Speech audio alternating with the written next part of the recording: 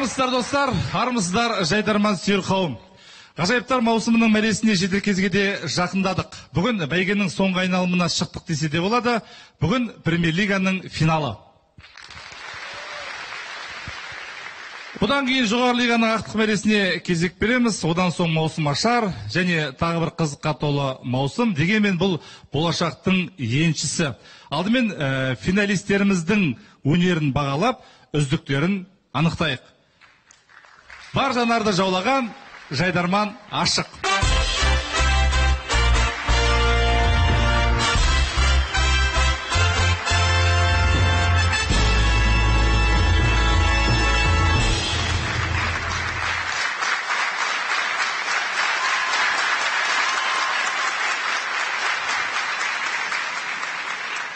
Ғажайыптар маусымның ақтық ойындары әсіресе ерекше болуға тиіс. Бүгінгі бәсекенде ғажайып ойын деп атадық. Олай болса, біздің қателеспегенімізді дәлелдейтін командаларды таныстырып өтейін. Финалдық бәсекеде Қожа Ахмет Яссауи атындағы Халықаралық қазақ-түрік университеті, ХХТУ тарифы Түркістан.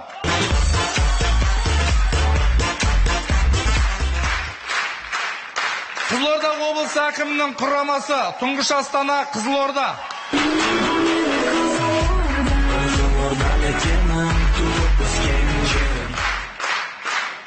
Қызылорда облысы Сырдария ауданы Тереңөзек құрамасы.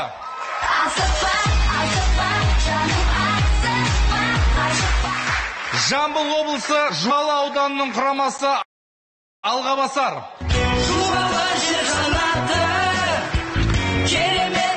Алматы экономика статистика академиясы АЭС Алматы. Большие города. Және Шығыс Қазақстан облысы Аягөз ауданының құрамасы жастар.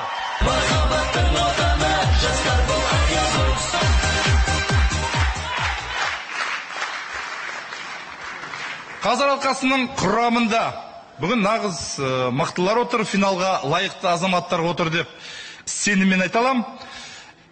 Қазақстан КВН-дағы 2011 жылғы жоғары лига чемпионы Ғалы Махамбетов аралас.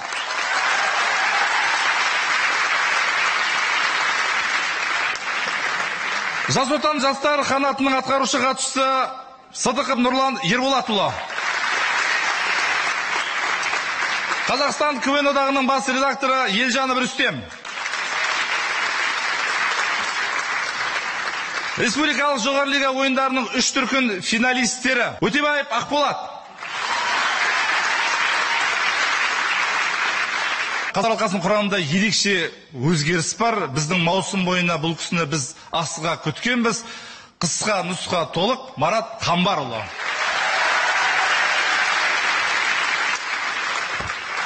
Бүгінгі сайысымыз 3 конкурстан тұрады. Ғажайып ойында, ғажайып сәттілік. Бәрекелді.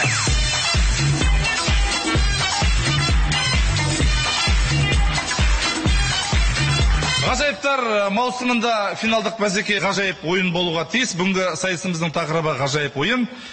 Сәлемдесу, жеңістігінде жолыққанша, ортада Тереңөзек құрамасы, Қызылорда облысы.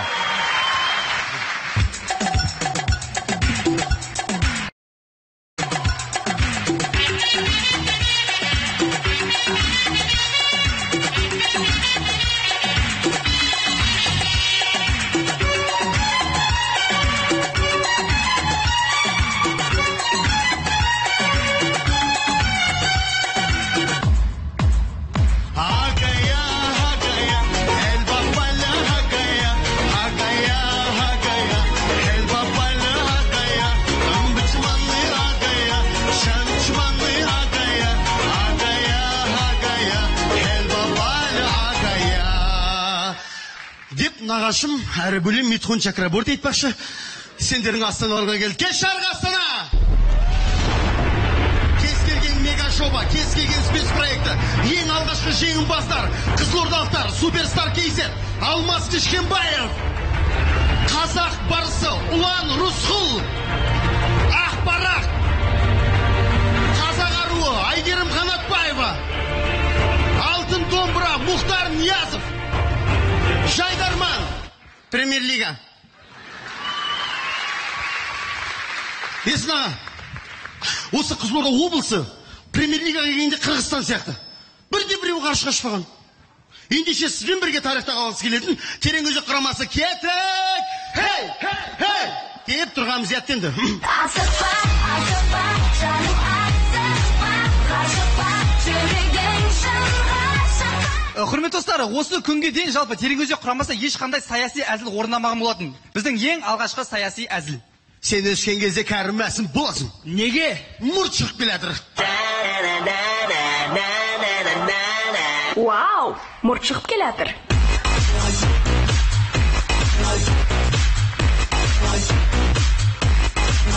Менің атым Қожа фильмі біздің нұсқамызда. Масаған 1 теңге бізге барып ет әкел. Аға 1 теңгеге не келеді? 1 теңгеге деген анаңа тон, өзіңе көзілдірік, әкеңе мылтық. Тезет. Алақай.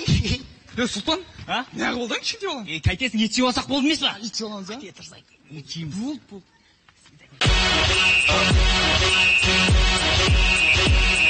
Бауырым, мә 1 теңгең өзіңе шешемнің айлығы түсіп түгін. Асықпа, жаным асықпа, ғашықпа, жүрегің шын ғашықпа. Қазақ ертегілер құдды бір түріктің сериалдары сияқты. Олай болса көрейік. Қазақ радиосы кешкі ертегілер. Ерте, талай өлкеде. Балалар, зәмзәулә әжелерімнің әдемі қиял ғажайып ертегілерін тыңдаңдар. Рахмет, Григорий. Балалар, бүгін мен сендерге бір керемет ертегі айтып беремін. Ертеде кемпір мен шал болыпты. Bir gün шал тұрып, кемпір үйде бауырсақ пісірсе десе, кемпір тұрып қаптың түбін қыру керек, ол үшін ұн шықпайды деп. Шал тұрып, онда қаптың түбін қырынды, ұн шықсын деп. Қаптың түбін қырса, ұн шықты. Мәссаған, мұны кәдімгідей ертегіде кетіп баратыр ғой деп айтады кемпір. Содан бал кемпір бірден алыпты да бауырсақты терезенің алдына қойыпты. Терезенің алдына қойса, шал орнынан тұрып, мен кеттім өзенге, ол бәрібір домалап кетеді деп айтады дейді. Сөйтіп бауырсақ домалап баратады, домалап кете береді. Ал шал өзенге барып, өзінің ауын тарып қалса, аудың ішіне алтын бал шықты. Алтын балық, шалау, мен сенің тілегіңді орындаймын десе сөйлей бермеш, балықтар сөйлемейді деп, балықты алып та ломбардтың ішіне кіргізбей ма? Сөйтіп ломбардтың ішіне кірсе, тау көтерген толағай тұр дейді. Тау көтерген, сен не ауырсың, сен тарихтан сабақ беретін едің ғой десе, жаңағы кім айтады дейді, тау көтерген толағай. Тау көтерген толағай айтты, уайымдамай ақ қой, бұрын қазір сондай тарихтан сабақ беретін, қазір бизнеске көштім депті. Содан балықты беріп жатқан кезде мына жағынан мысық келді, тарс еткізіп жеп қойыпты. Мысық зуылдап барып келесі бөлмеге кірген кезде мақта қыз ұстап алды, қиырығын парт еткізген ғой. Мысық, менің құйрығымды берсе өзіме десе, сен маған су әкеп бер, содан кейін құйрығын беремін деп айтады дейді. Мысық тұрды да, есің дұрыс па, мысықтар қалай су тасиды деп айтады дейді қызға. Сонымен не керек, мысық ар жаққа қашады, далаға шығады, далаға шығып жатса бір ағаштың түбінде жылаған дауыс шығады дейді. Бұл не деген дауыс деп барса, қарлығаш құйрығы айырылып қалған жылап отыр дейді. Не болды? Не болды саған? Не болды десе?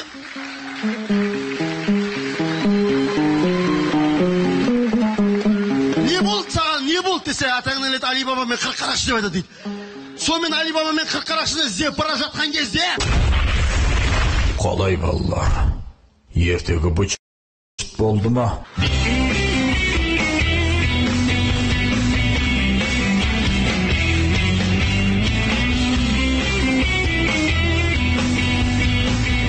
Бүгін финал. Әрбір сәт, әрбір минут, әрбір секунд жауапты және мәңгі есте қалады. Біз есте қалатын сәтті құр жібергімізге тұрған жоқ. Тереңөзек құрамасы өмірінде Ес ағамен суретке түсіпті. Есін аға, келіңізші, сізбен суретке түсейік. Қошеметтеріңіз. Біз барайық па, мен жендірайық. Айттым ғой сендерге аяқ киім бауы бар деп. Тұрыңдар.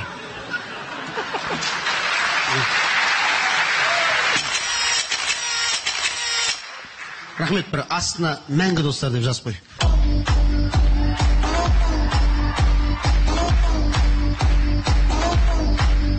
Рахмет, Тереңөзек құрамасы, асты ашылатын диван. Тереңөзек, Дубай. Сәлемдесу, Түркістан, қығыту тарифа. Сен іздедің көп.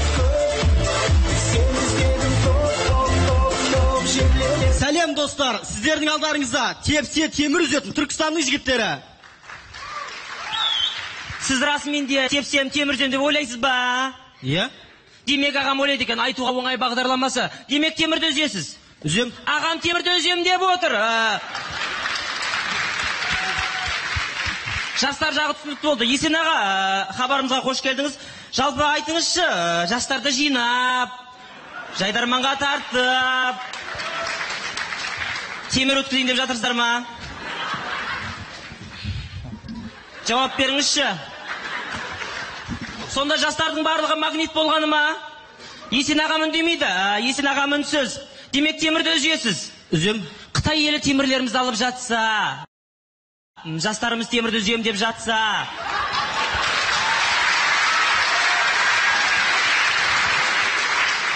үкіметіне қарап отыр. Темір қоқымын шашпаңдар, жерде жатса баспаңдар, теріп алып оларды сварщиктерге тастаңдар. Әрине, айтуға оңай. Олай болса достар, жеңіске деген нық қадаммен алдарыңызда. Әр сенбі сайын болатын елім менің бағдарламасы, достар. Олай болса, Түркістанның әзілдерін студио 54 тобымен бірге тамашалайық, достар.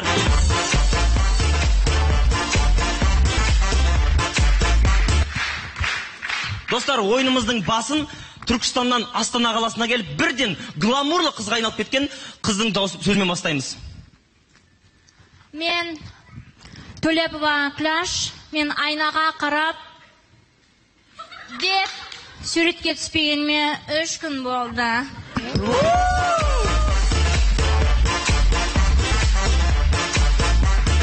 Қымбатты достар, Түркістан қаласы Шаштаразда болған ерекше жағдай.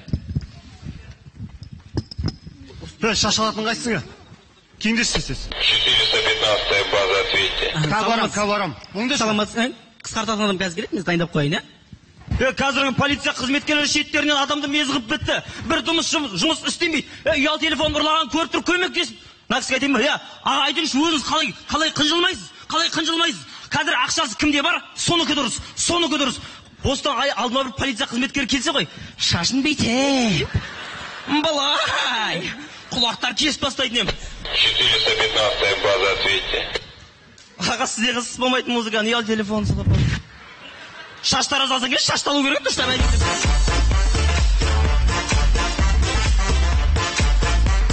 Достар, көрейік, егер де бастығыңыз өте ерке болса, қалай болады екен? Шеттерінен. Мұна қағаздың барлығын отчет дұрыс тапсырмайды. Кіріп кетші. Шақырдыңыз ба? Не мынау? Не мына отчет дұрыс тап істемегенсіңдер? Барлығы қате. Шеттеріне жұмыстан шығарам. Барлығын сауатсызсыңдар. Қытай даусынан. Тастығынан айналдым. Уфони на какони. Ай-най-най-най. Бақысының кетті. Кофе ішем.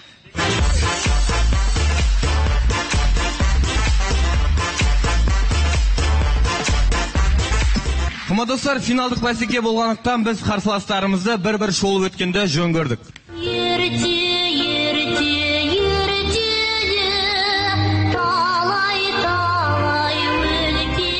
Рахмет, Бақалек. Балалар, бүгін мен сендерге ертегі емес анекдот айтып беремін. Петка мен Чапаев жайлы. Білесіңдер ма? Білесіңдер ғой, білетіндерге айтпаңдар, өзім айтам. Бір күні Петка мен Чапаев ақтардан қашып келе жатса, алдарынан қызылдар шығыпты. Петка мен Чапаев, бізді ақтардан көмектесіңдер десе, біз сендерге көмектесе алмаймыз. Сендер көмекті сарылардан сұраңдар депті. Сөйтіп олар сарыларды іздейді. Сарыларды іздеп жатқан кезде алдарынан қоңырлар шығады. Қоңырлар, сарыларға іздесе, жаңаны жасылдармен кетіп бара жатқан депті. Сөйтіп олар жасылдарды іздейді. Жасылдарды іздеп келе жатқан кезде алдынан көккөл, қара тау, сары бұлт кездеседі. Қалай балалар, ертегі түрлі болып кетті ма?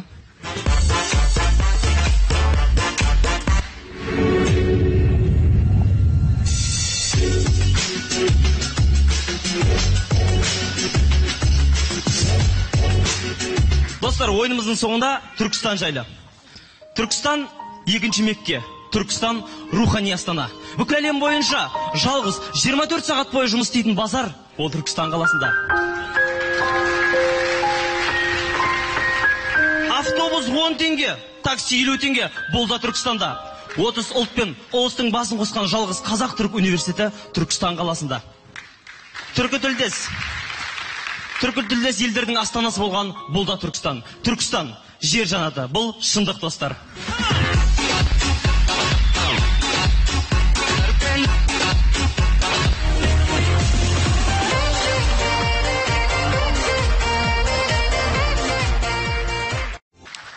Сәлемдесу жеңіс түгінде жолыққанша, ортада алға басар жуалы.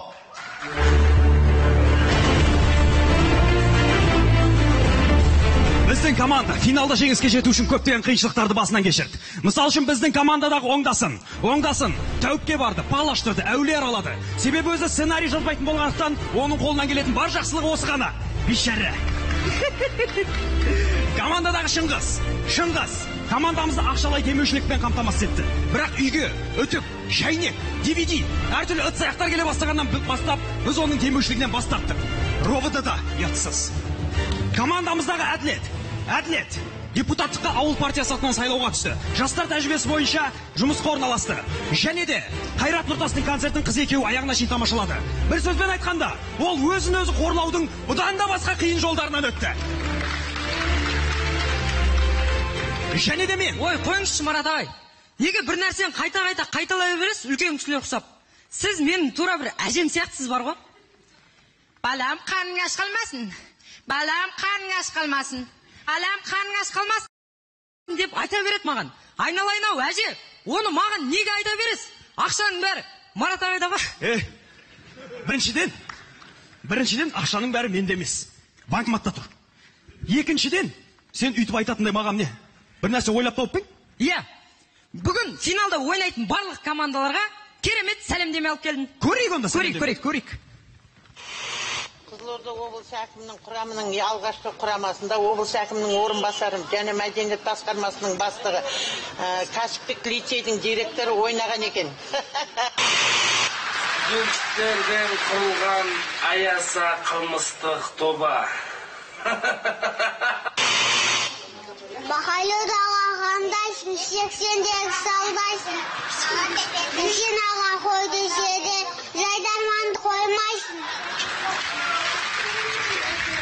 Бақайлыдағы кім, бұзай ма?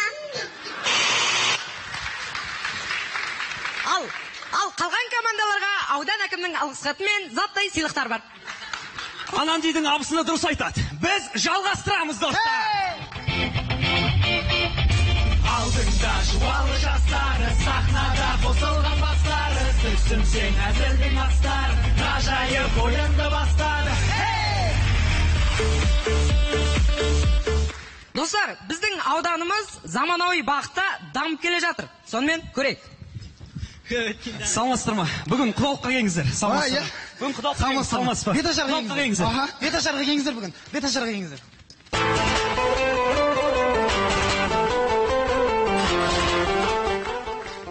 Сендердікі қаншада? Сағат 3-те. Біздікі 1-де ғой.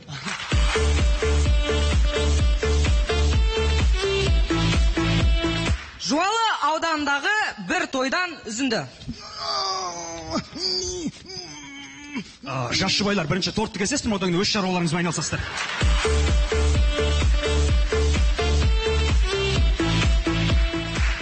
Елімізде көптеген адамдар құрылыс кранына шығып, өздерінің талаптарын айтып, сол талаптарын орындатып жатады. Дәл сондай жағдай біздің Жуалы ауданында. Көрейік. Аға, сіздің қандай талаптарыңыз бар? Анау Көкбел ауылындағы жолды жөндеңдер. Жас қой. Сол ауылдағы суды жөндеңдер. Жас қой. Сосын анау мұртты жігіт түріңді жөнде. Әзіл бұл, әзіл. Одан кейін газ кіргізіңдер сол ауылға. Жас қой. Аға, басқа қандай талаптарыңыз бар? Осы талаптың бәрін орындату үшін мен міндетті түрде 4 күн осы кранның үстіне шығып тұруым керек пе? Әкім деп сыйлап орынбасарларым соны орындай берсеңдер болады ғой.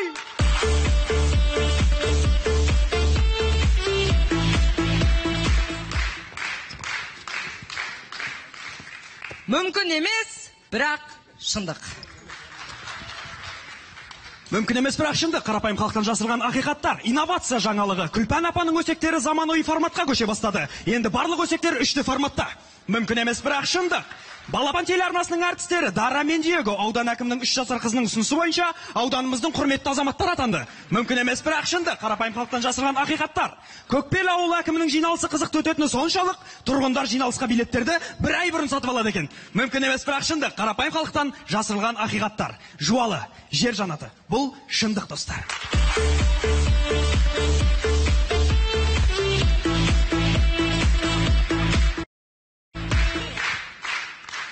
Рахмет, жекжаттар. Сөз соңында аңыз. Баяғыда бір кішкентай ғана тышқан бопты. Ол тышқанның өзінің іні болмапты. Не? Жо, інісі бопты, бірақ іні болмапты. Інісі емес. Інісі болған екен. Інісі бопты. Сонымен бірақ та ол үйдің үлкені ретінде қара шаңырақты інісіне тастап, өзі іні іздеп кетіпті. Жолда келе жатып, әлгі тышқан ін таба алмағаннан кейін бір үлкен апанда тұрыпты. Ол апанды оған бір ат жалман беріпті.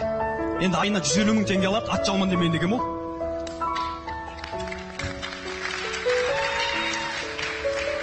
Содан ақыры ін таба алмағаннан кейін ол жұмысқа да орналаса алмайды. Жұмысқа орналаспағаннан кейін мемлекеттік бағдарлама бойынша берілетін энергия де қол жетпейді.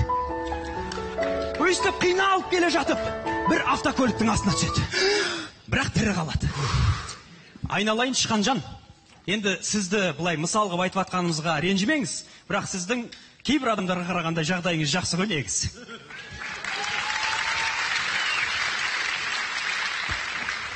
Жуалы алға басар. Мүмкін кездесерміз, достар. Жуалы жер жанаты, керемет табиғат. Қазақстан КВН одағы атынан бүгінгі сайысқа қолдау көрсеткен үшін Қазақстан Республикасы Білім және Ғылым Министрлігіне алғысымызды айтамыз. Қымбатты достар, сәлемдесу жалғасады. Ортада Қызылорда облысы әкімінің құрамасы Тұңғыш Астана.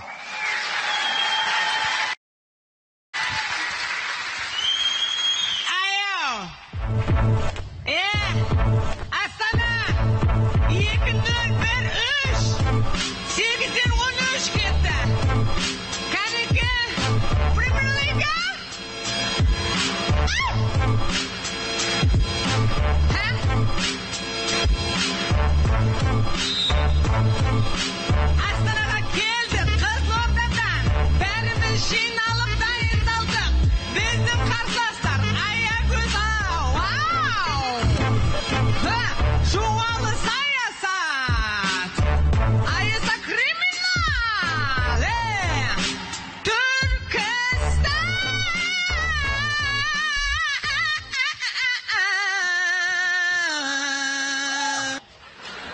Болдың ба? Достар, ақтық мәре, финал. Финал ма? Финал аузында тұрсын. Мынау кәдімгі Есен аға ма?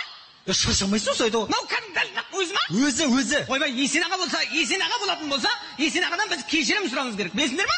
Есен аға, жалпы Есен аға, біз сізден үлкен кешірім сұрамыз кептір. Алдыңғы сайыстарда білесіз, сізді Асекеңнің камерасына теңедік. Одан кейін келдік та деп те жібердік. Енді осы сайыста ақтық мәре болғандықтан кейін үлкен бір кешірім сұрамыз кептір. Кешіріңіз, бізде.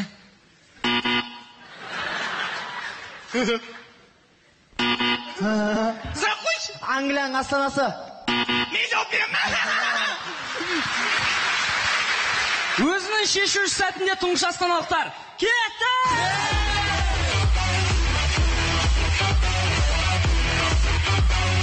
Кеш жарық, баршаңызға таныш жағдай үйде болған оқиға. Бер, кепті ма? Бер, көрші деп жүрмау бұнда. Кепті ма, жаңа оқиға.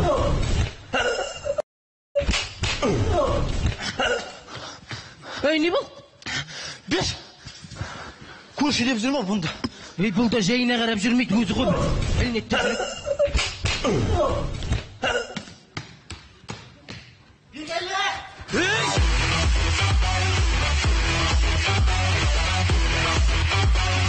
Достар, көрейік, тағы да баршаңызға бір таныш жағдай үйде болған оқиға. Құдай, жаныма жейтін екенін кейіп ал, қазір сенің алдыңнан жел шығады. Жел шыққаннан кейін алдынан сен боран шығады. Боран шыққаннан кейін боранның алдынан жел шығады. Жел шыққаннан кейін алдынан жауып ал. Сен қымтанып, қайда жіберейін жатсың маған? Сабаққа? Ненің сабағы? Жексенбі емес па бүгін? Жексенбі ма? 80 екен ғой, білмей қалыппын. Мен неге жіберейін деп қой. Алдыңда ашық қой, айналайын, үй ыстық емес пе, Құдай шәйін машина. Ана киндерген кезің нанға жібер енді бала. Нанға? Бәсеу нанға жібереді екен. Бәсеу, мен қарға жібереді деп қоям. Бар екен нан. Нан бар ма не? Бар екен. Бәсеу, нан бар екен, қарға не қадырым деп қоям. Ало, сабын жоқ екен, сабынға жібер. Ой, неменесі жібер, сабын жоқ тұр. Бәрін сауда, айналайын, Құдай шәйін машина. Бар екен. Бар ма сабын? Бар. Сонда да іші алып жүре берші мен.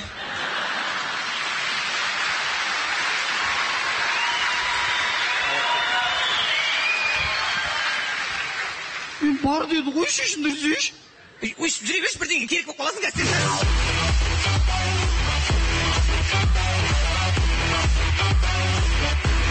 Достар, ағасы бардың жағасы бар демекші, әдеттегідей ағасы бар қызға келіп тұрған сер жігіт. Мен сер жігітім қақай кетіп қалдым. Қарлығаш. Ойбай, не болды саған? Тасталып самайсың ба, құлап өлесі жатсың. Қарлығаш. Неғып ренжіп тұрсың? Сен бұғанан бері күтіп тұрған жоқ па сен дегенім? Сен ренжісең, өз-өзіңе ұқсамайсың. Ойбай. Сол себептен міне, құрт жеп ал. Құрт! Бұл не, қолдың құрты ма? Жоқ, жердің құрты. Ойнап айтам. Қарлығаш, бетіңнен сүйінші. Қалай сүйесің, қам кетқан жоққа менің. Сен балаға жаңағы таяғым аз болып тұр ма? Аға, сіз деген мені ақаламаңыз бұған. Екеміз бір-бірімізді сүйеміз. Аға, бізді айыра көрмеңіз. Беу Қарлығаш, сенің де бой жеткенің ба? Бойым 1.85. Сен жігітте айналсықтап кетпедің ба? Енді келетін сияқты артында бір жебесі бар. Екеуің бәрібір қосыла алмайсыңдар. Осы сөз миларыңа жетпеді ма? Миларым саяқтың кетіп қалған. Неғып күліп тұрсың? Екеумізге бірге боламайсыңдар деп тұр ғой. Боламай ма? Аға! Ұрмасын. Аға! Ұрат шығар бірақ ол. Одан шығат ұратын. Аға! Қарлығаш! Еңбектеп қалдым ғой. Қарлығаш! Енді біз бірге бола алмаймыз. Фильмнің соңы. Соңға бітті өйтер. 1.8, 1.4. Ауыртады екен арқаңдағы. Сенікі өтірік па не?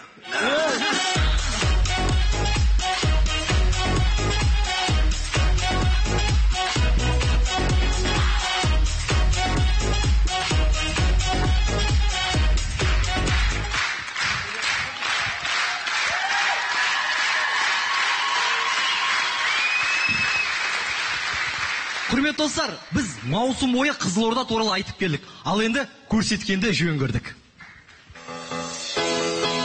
Бұл біздің Қызылорда.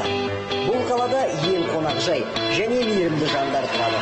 Тек қана біздің қаланың тұрғындары әрбір масаның түрін жатқа біледі. Тек қана біздің қаланың құстары спутникалық антеннада ұя салады. Тек қана біздің қалада бір адам басына 3 таксиден келеді. Тек қана біздің қалада пакеттермен жарысып ракеталар ұшады. Тек қана біздің қаладан тарихта алтын әріппен аты жазылған Олимпиада чемпиондар шыққан. Бұл Қызылорда, бұл ғажайып қала.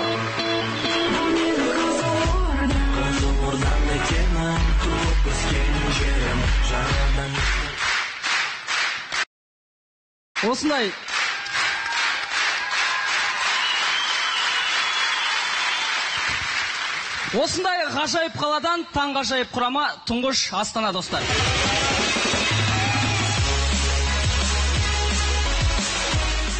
Сәлемдесу. Алматы экономика статистика академиясы, Алматы.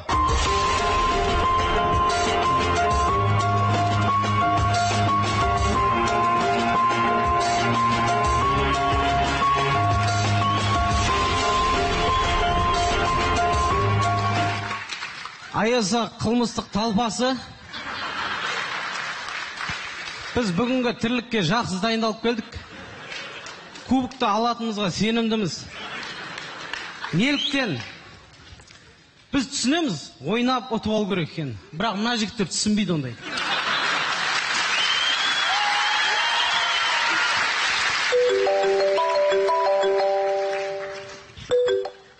Да. Басқарамыз. Басқарамыз. Қашан? 20 той жігіттер.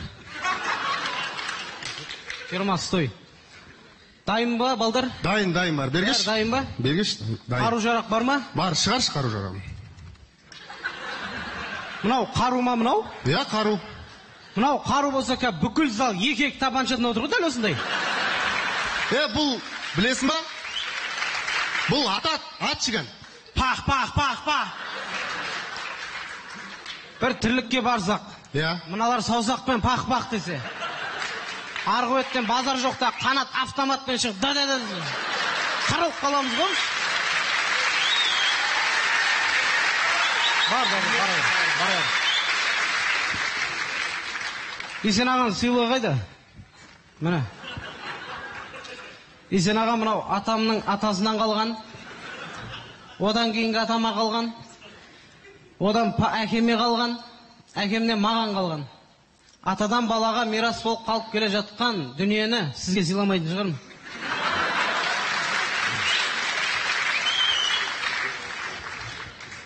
Біз талай жерге бардық тірлік істеуге.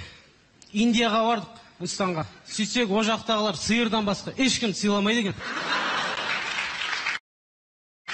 Бізде анау толық алмас бар ғой? Кіргеннен сыйлады оны. Со жақта тірлік істеуінде қалып кетті, қазір Индияның білдей сыйлы сиыры.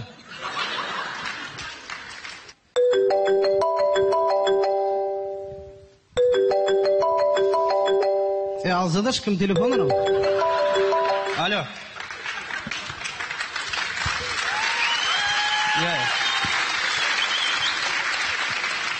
Қазір, Басеке сен сұрап отыр. Кім? Ақ. Ағым? Белый. Белый ма? Қай жақты қарап адыр олар қазір? Байқоңыр. Байқоңырды қарады ма? Алло. Орысша сөйлейді ғой. Тыдайыппен сөйлесе беремін.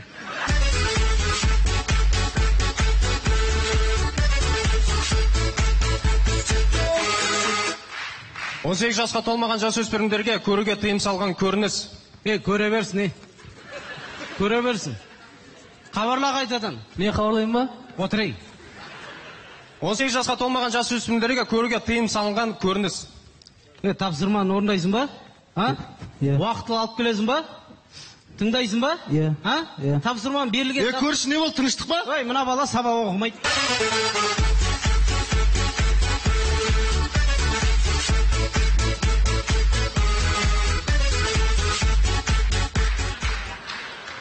Біздің заманымызға дейінгі 3 ғасырда өмір сүрген тайпаларға көруге тыйым салынған көрініс. Залда ешкім қалмайды десе қазір. 90 жастағы атамыз ұлдарына өсиет айтуда. Ал балдарым, біраз жасқа кеп қалдым. Бәрін жиналдыңдар ма? Жиналдым. Енді осы уақытқа дейін жасырып келген бір құпиямды айтайын. Назар, сен көршім баласысың. Не айтып тұрсыз, әке? Қаяқтағы көршім баласы? Көрші Қасымның баласысың сен. Қойыңыз, әке, не айтып тұрсыз? Шырағым, бөтенеге кеп ұрыс шығарғаныңа жол болсын.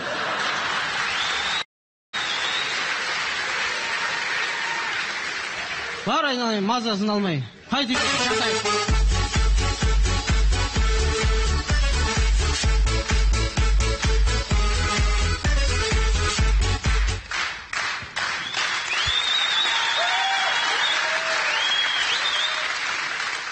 Сіздер ойлайтын шығарсыздар, осы қылмыстық топтың жанұясы бар ма екен, бала шағасы бар ма екен деп. Бізде адамбыз. Біздің жанұямыз бар.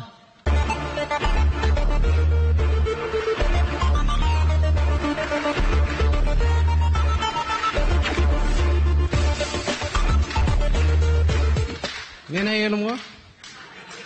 Астанадағы бүкіл сұлулық салонына қарайды, бірақ өзіне қарамайды. Назардың әйелі Астанадағы бүкіл асханаларға қарайды. Аманның баласы мектепке қарайды. Бұған Аман қарайды. Аманға әйелі қарайды. Бұған қарайтын ешкім болмай жүр, байқап жүр. Адвокат, келін сот. Жұрттар келіннің қолынан шай ішетін еді, біз келіннің қолынан талай істі болып қалдық. Сен әйелің қайда? Басекеме үйленбеген ғой, бойдақпын ғой. Сен балаң бар ғой? Өзім ғой Басеке. Пластилин істеп болдың ғой, не қылдың?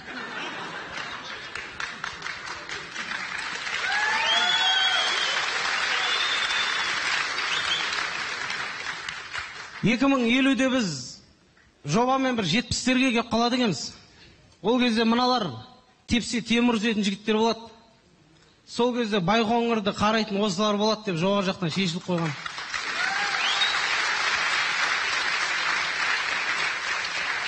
Алдарыңызда болған аяса қылмыстық жанұясы.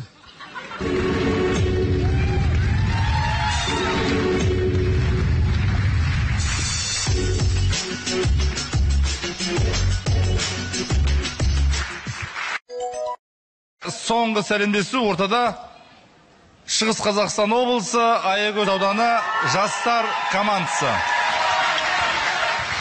Кеш жарық Қазақстан, алдарыңызда махаббат отан Аягөз. Біз бүгін финалда Шығыстың сөзін сөйлейміз. Есенел Өкен атамның үйіндегі тоңашқы сияқты. 73 жылғы. 40 жас құтты болсын Есен аға. Берсе қолынан, бермесе тартып алатын Аягөздіктер.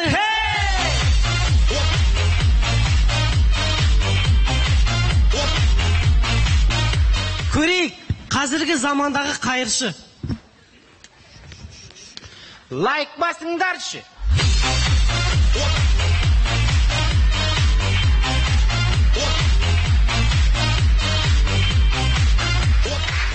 Ақсерек, көксерек ойынын ойнап жүрген әжелер. Ақсерек, көксерек, бізден сендерге кім керек? Қатераш. Күлпаш керек.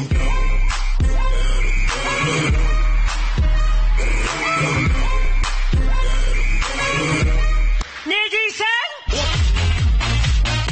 Ауылдағы өрт сөндіру қызметі.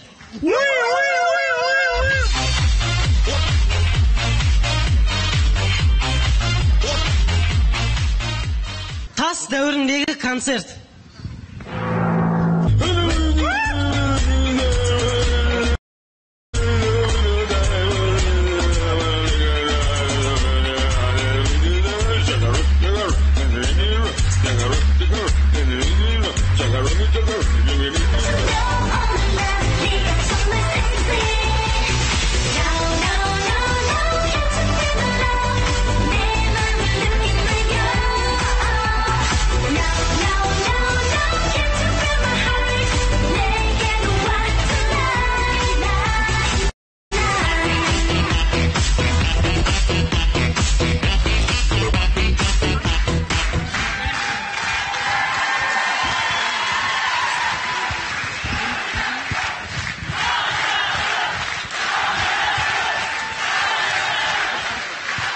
Қыздар жігіттермен ұрысып қалған кезде өте қатты қиналады. Онымен қоймай көңілсіз музыка тыңдап, жүректерін одан сайын ауыртады. Неге мен сағынамын жаным сені еділе, көргім келіп тек өзіңді. Қосалып жүрегіме толып мені қинады, елесіңе мен зар болып. Көңілге сенен басқа ешбір адам сыймады, өзіңсіз дүние тар болып. Сағынамын сені, қинамашы мені, көте берем әрдайым. Сағынамын сені, қинамашы мені, еще даусым жоқ дейді ғой мақұлық.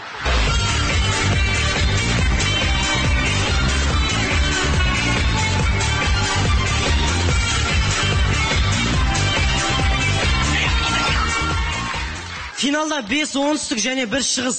Бірақ біз жалғыз келген жоқпыз.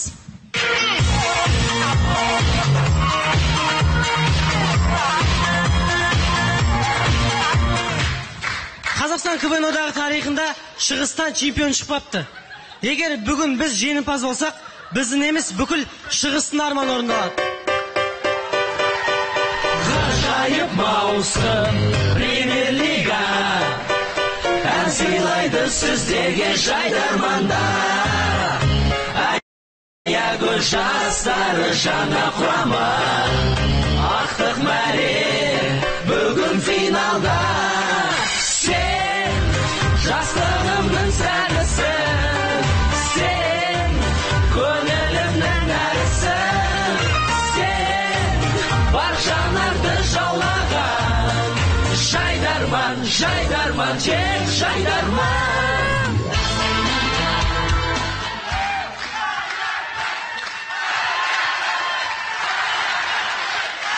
Ұлдары батыр, қыздары қарагөз, шын жүрекпен аягөз.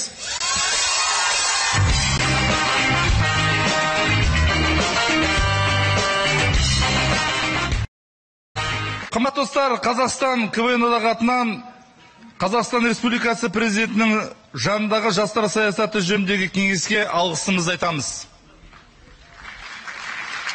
Келесі сайысымыз жамбату, алдымен сәлемдесу бойынша ортақ ұпай сандарын біліп алайық. Жоғары балл 5 ұпай. Сәлемдесу. Тұңғыш Астана, Қызылорда. Толық 5 ұпай. Тереңөзек құрамасы. 5, 4, 5, 5, 4. Алғабасар Жуалы. 4, 4, 5, 4, 5. Айса Алматы. Толық 5 ұпай. Түркістан, Халықаралық Қазақ-Түрік университеті. 4, 4, 5, 4, 5. Аягөз жастар құрамасы. Толық 5 ұпай. Сәлемдесу бойынша ортақ ұпай сандары. Алғабасар және Қағыту тарифі 4,4. Тереңөзек 4,6. Тұңғыш Астана, Айса және жастар Аягөз толық 5 ұпай.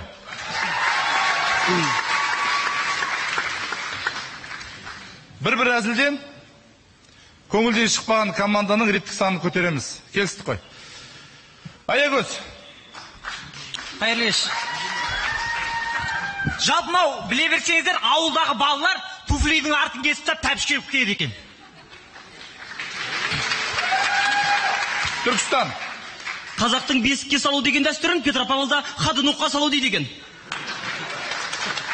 Алғабасар. Халық банкі ауылдықтарға лайықтап 10 мың теңгені әкімнің тойы, 5 мың теңгені коллективтің тойы, 2 мың теңгені черный касса, және 200 теңгені беташар деп өзгертпекші екен. Тұңғыш Астана.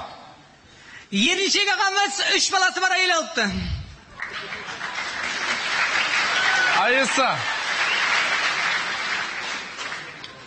Бір балық үйленіп, еншісін алып, аквариумға шығып кетті. Тереңөзек. Қытайдан шыққан домбыра бір айтыстан кейін жарамайды екен. Кіммен қош айтсамыз? Аягөз. Түркістан. Қызын қияға, ұлын ұя қудырған көкеміздің үстіне торғайлар арыз жазып жатыр екен. Алғабасар. Ауыл жаңалығы. Күлпан апаның ауыл әкіміне өз сиырыңды өзің айдап ал деген сөзі ауылымызда демалып келе жатқан байқатады. Тұңғыш Астана. Шынайы биатлон. Фигурасы ат қыздара өт болмайды екен. Айса. Денесі ірі қарға бүркіттермен араласады екен. Тереңөзек. Тісі құрттап кеткен жылан тәтті жемейді екен. Қай команда көңілден шықпады? Тереңөзек.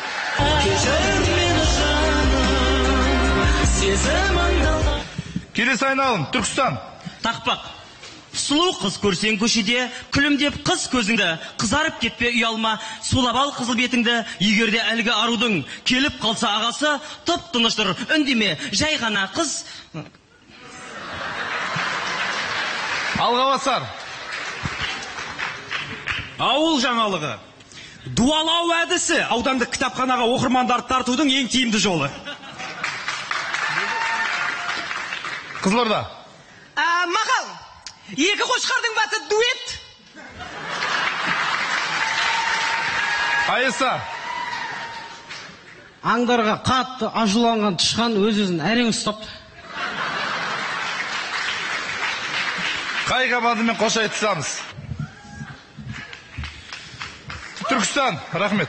Алғабасар. Шоу-бизнес жаңалығы. Жеңіс хан өзінің агенттегі достарына мынадай хабарлама жолдайды екен. Ертең сағат 19:00-де Жеңіс ханның концерті өтеді. Осы хабарламаны досыңа таратпасаң, атанаң ауырып өзің сәтсіздікке ұшырайсың. Қызылорда. Арқасы бар орындық ақын болып кетіпті. Айса. Өріске баруға ерінген бір зер, бір апта демалып жатайшы, справкамен барам ғой депті. Қош айтсамыз. Қызылорда, рахмет. Финал. Алғабасар.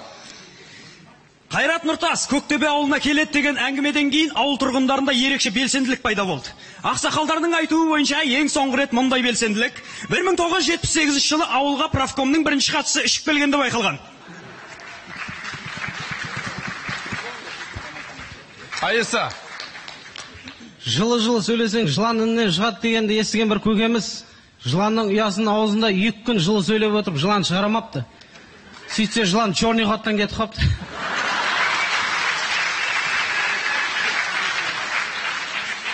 Жеңімпаз команданың реттік санын көтеріңіздер. Жеңімпаз команда.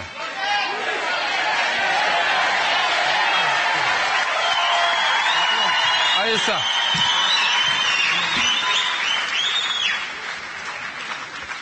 Сонымен жамбату сайысы бойынша орталық ұпай сандары. Жастар Аягөз 0,5, Тереңөзек 0,6, Түркістан 0,7, Тұңғыш Астана 0,8, Алғабасар 0,9, Айса толық 1 пай. Келесі сайысымыз үй тапсырмасы шешуші сәт деп аталады. Қымбат достар, ерекшелігі бұл сайыста осы финалға қатысатын әрбір команда құрамына жоғарғы лигада өнер көрсетіп кеткен ойыншылардың, яғни танымал ойыншылардың біреуін алып қосып ойнайды. Ортада Алматы экономика статистика академиясы Айса құрамасы.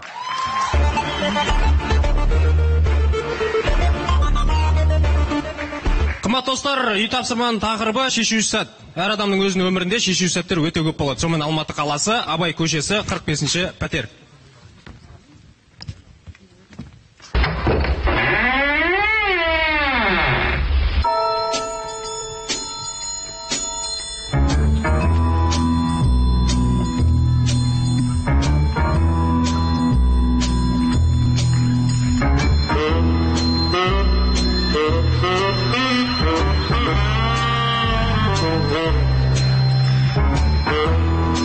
Басын ба?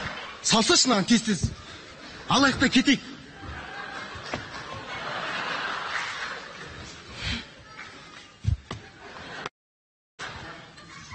Астын бұрашы, астын.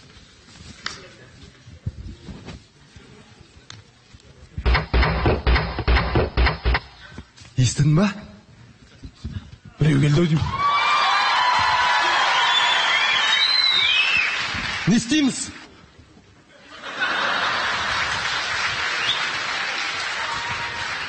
Көрініп тұрмын ба?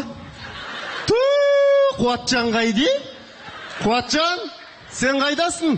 Міне Қуатжан. Қуатсың ба? Тез-тез болсаш. Кім бұл?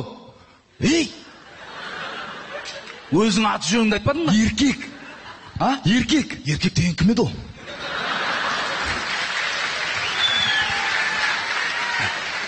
Бітейік. Міне. Мін. Мына еркек болды ғой. Иә. Мынау күйеуі, мынау әйелі, мынау баласы. Иә. Бітеміз. Сен баласы боласың. Мен енді сәл рейң басым бар, әдемі ғой, әйелі боламын. Ол бәні, қалат. Міне. Біз келеді деп дайындап қойыптық.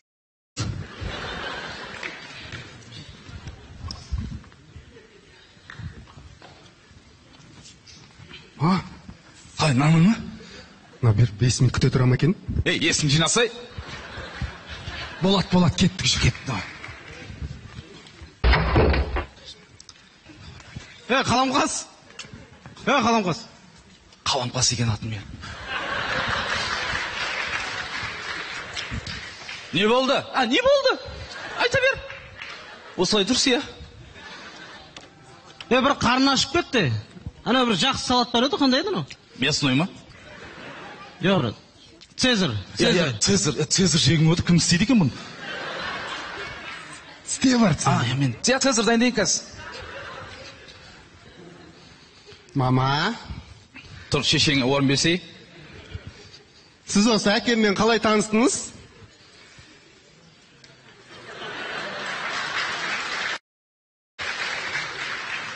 Сондай сұрақ қоямадым. Жауап берсе енді. Енді әкеңмен жаңағы алғаш рет автобуста мені? Автобуста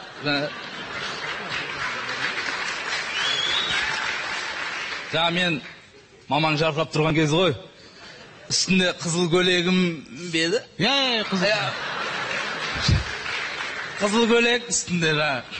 Әкеңде үстінде қара көйлегің ме? Қара. Қара көйлегі бәрі екен ғой, өзім айта берейін ары қарай. Бірдеңе күйіп жатыр ма? Бірдеңе күйіп жатыр ғой? Жаңа гладиатор ғой. Цезарь. Цезарь.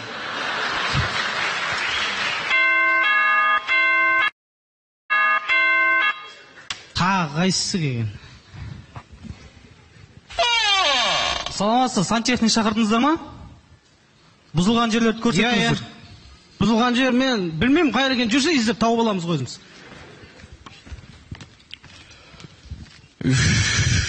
Шаршадым мен надан. Мама жаңа Цезарь не болды? Қандай мама, есің жинаш. Ертірақ мына тірліктен құтылайық. Кетейік мына жерден. Өзіміздің жанұямыз құсап жүріп қой. Сал, мыналардың бәрін.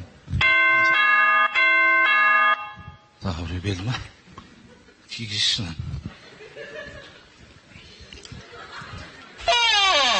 Қаламқас, күйеуің болмасын, болсын, маған тұрмысқа шықшы.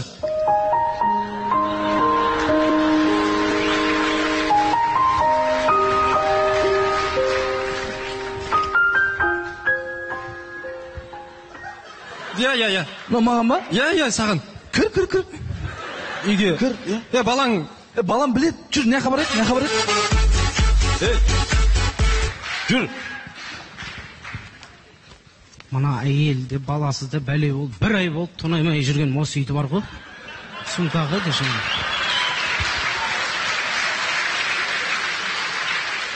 Бір есе кесең атасы жүреді үйінде, бір есе. Мына алтын ба? Таза алтын, жақсы өтеді. Тонай берсе. Таза алтын. Алтын ба? Керек болсақ бұл шалтан кеуіп түсеміз. Әкеңді ұрлықшы екен ғой сен?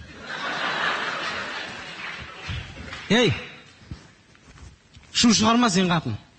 Сен звондама ешкімге жарайма, қоңырау жолмай мен мына жер тонап жүрмін. Аламда кетем, үндерің шығармаңдар болды. Шу шығарма деп қояды. Шу шығарма деп. Біз жұмыс істейтін жерге кеп, біздің жұмысымыздың, ұрлығымыздың берекесін қашырып сен, Кім айтты саған ұрлықта береке болады деп? Тиіспе о бананға. Іскана сал. Кімді алдап тұрсың сен? Мен екінші келдім. Сондықтан мына жерін бәрін аламда мен кетем қазір. Қоя тұр, сал біздің. Біз аламыз бұның бәрін, біз аламыз. Салшы. Бетейік, бөлісіп алайық. Сендерді ұрай кезіндер, мен де ұрай кем. Бөлісіп алып, кетейік, анжақ барып, теңдеп бөлісіп аламыз. Жарайды онда жинады. Жаным, жүріп келдік үйге, кірейік үйге. Осы жол, точно келді ойдың.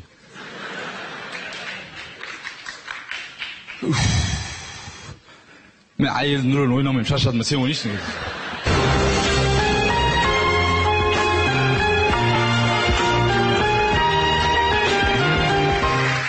Құрметті әділ қазылар, құрметті көрермендер, барлық командалар бүгін кубокты аламыз деп кепті. Біз бермейміз деп келдік. Патшан, егер жаман айтпай жақсы жоқ, ойыннан шыққаннан кейін алылмай қалып жатсақ, сен бізге біргесің ғой, Иә, жұбатамыз ғой.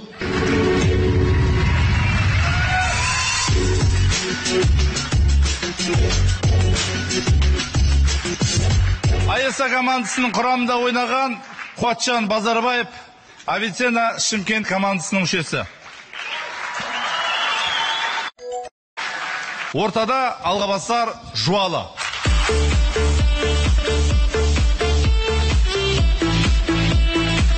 Біздің Жуалы ауданында ешкім біле бермейтін зертхана бар. Сол зертхананың бір күндік өмірі. анау сіздің бір зерттеген бір дәріңіз бар еді ғой, анау өткен шаққа алып барады да қайтып алып келетін. Сол дәріңізді маған беріңізші. Өткен шаққа бір барайын да бір үлкен қатемді түзеп, қайтып келейінші осы жерге. Ол қатеңді өзгертіп не аласың? Әп-әдемі отбасы болсыңдар ғой, 3 балаң бар. Одан да бейт. Бүгін комиссия келеді. Соған дайындалу керек. Иә, дайындалақ. 40 жылда еш нәрсе таппағанбыз, бір нәрсе ойлап табу керек. Иә, Мәке, бір нәрсе ойлап табу керек, бір нәрсе. Кілт тауып алдық өткенде, солай табу керек. Ой, Мәке.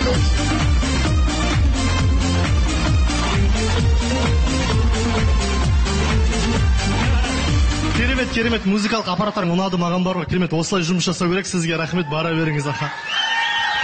Ассаламағалейкум. Мен қаладан келген тексеріс болам. Кім? Тексеріс. Марат болам. Тексеріс. Атыңыз керемет екен. Жалпы қаншау келдіңіздер? Өзім келдім. Өзіңіз? Серік, ана 2 шапанмен 2 етті алып кете сал. Бір адам кепті ғой, біреуін ақ қалдыра сал. Иә.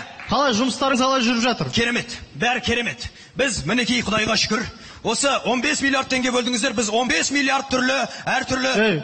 Әдебиеттен жазған шығармаңды фильмполға оқып берерсің, мен басқа мәселемен келдім. Сіздерге инновациялық технологияларды дамыту үшін ақша бөліп жатырмыз. Қандай инновация жасап жатсыздар, көрсетіңдерші маған. Бәрі инновация ғой бізде, Құдайға шүкір. Мысал үшін, ауылымыздың Нобель сыйлығының иегері, Нобель сыйлық деген Күлпан апаның кереметтей бір ыдыс аяқтары бар. Соның иегері Шыңғысхан Құдайбергенов дәл осы жерде қазір сізге өзінің зерттеуін көрсетеді. Менің зерттеуім бойынша міне кішігірім айран қажет. Оған мына су қоспасын қосамыз, H2O міне. Аха. Осыған енді кішігірім тұз қосамыз міне. Тұз. Енді Мәке не істеп? Кеше тойда болып ем жаңа. Осыған енді кальций қоспасын қосамыз. Кальцийсін ішсіз? Негізі бұған кальций қоспасын қоспасақ та болады екен. Көкем, қандай инновация, шалап қой кәдімгі. Шалап? Біз бұған ғылыми атау таппай жүрек. Рахмет сізге, не деген данышпан кім басын қатырып тұрсыңдар сендер? Сендер білесіңдер ма? Шахтердің футболшылары неліктен қой сойғаннан кейін селтик жеңгенін? Не үшін? Себебі олар жасыл шөптің үстінде бос маңырап жүре беретіндер мен не болатынын көздерімен көрді. Мүмкін сендерге де жұмыс жасамайтындармен не болатын көздеріңе көрсу керек шара. Бар ма дұрыс бір нәрсе? Бар.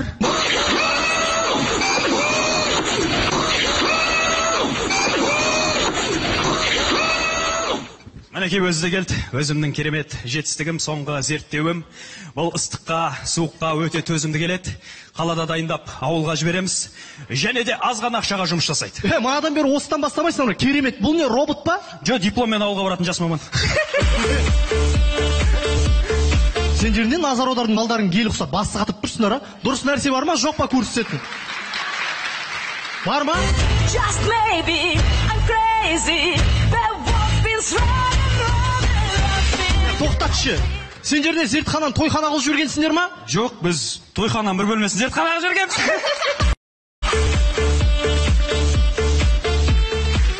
Бұл сіз ренжімеңіз, бұл негізі біздің зерттеуіміздің тағы біреуі. Бұл Есен ағаның клоны.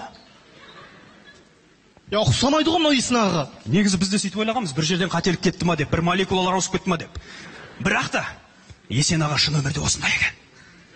Көке, мен сендерге Иван Дычковын ба аузынан ұрысып қарап тұра беретін, а? Дұрыс нәрселерің бар ма, жоқ па? Болды, зертхана жұмыс істемейді, бүгіннен бастап зертхана жабамыз, бітті барлығы. Жоқ! Егер де сіз зертханамызды жауып тастайтын болсаңыздар, Сейсенбек аға өзінің сиырларын қаяққа қамайды. Кішкентай балалар, кішкентай балалар, юпиден жасалған сусындарды қайдан сатып алады? Құдайым-ау, барлық құдалықтар қай жерде өтеді? Мен өзім қайда тұрам? Зар заман, өткен бұл заман. Мұнау әп-әдемі драм театрының артистері қай жерде дайындалады?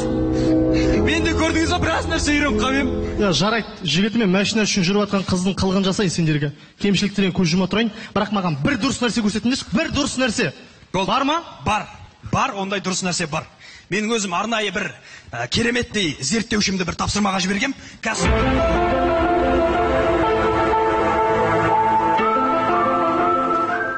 Мәке, міне, мен сіздің арнайы тапсырысыңызды алып келдім. Даяс шақырыңдар ма? Тапсырма де, тапсырма. Иә, тапсырмаңызды алып келдім. Міне сіздің көзіңізше, көз алдыңызда көрсетейін. Өзіңіз көріп тұрғандай, той бастарының ішінде галстук болмайды екен. Мен бұған қалай түсіп қалдым? А? Қалай түсіп қалдым мен? Кімге телефон соғып жатсыз? Әйеліме. Жай ма? Кеше үйге барып бір галстук тауып алғам, жап жаңа. Мына галстук қой міне. Осы галстук тойбастардан алдым деп еді. Қарасай тойбастарда жоқ. Я көке, басты қатырмаңдар, болды бар ғой, ешқандай жұмыс жасалмаған, ештеңе істемегенсің. Неге еш нәрсе ойлап таппағансың? Айтыңдаршы маған соны. Негізі бізге еш нәрсені ойлап табудың қажеті жоқ. Біз үшін кереметтей аудан ойлап табылған, кереметтей халық ойлап табылған, кереметтей біз сияқты патриот жастар ойлап табылған. Қашан осындай кемшіліктеріңді патриоттық сезіммен жауып кетуді қоясыңдар, а? Неге жайдарманшыларға да қатысы бар мәселе? Сосын бәке, мына галстук мен кет, ала берсем бола ма?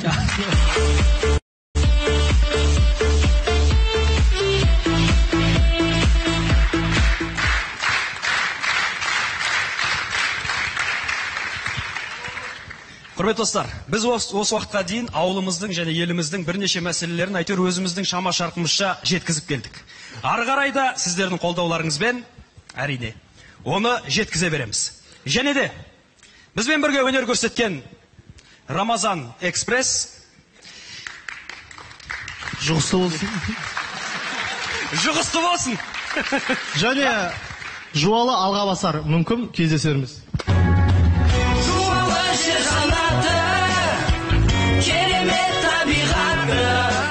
Жалғастырайық, үй тапсырмасы ортада Қожа Ахмет Яссауи атындағы Халықаралық Қазақ-Түрік университеті, ХХТУ тарифі Түркістан.